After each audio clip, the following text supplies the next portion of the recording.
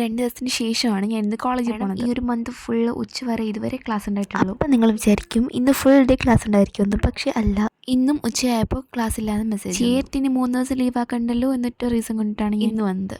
ഈ കാണുന്ന ബുക്ക് ഇന്നോ നാളെയോ കൊണ്ട് ലൈബ്രറി തിരിച്ച് വെക്കേണ്ടതാണ്. പക്ഷേ ഞാൻ എൻ്റെ പകുതി പോലും വായിച്ചു നിന്നിട്ടില്ല. ഈ ഒരു സമയത്തേക്ക് നല്ല വിശപ്പുണ്ടായിരുന്നു. സോ ഞങ്ങൾ വിചാരിച്ചു ലഞ്ച് കഴിച്ചിട്ട് വീട്ടിൽ പോകാമെന്ന്. ലഞ്ചൊക്കെ കഴിച്ച് കഴിഞ്ഞിട്ട് we went straight to Ullas മാമിൻ്റെ കട.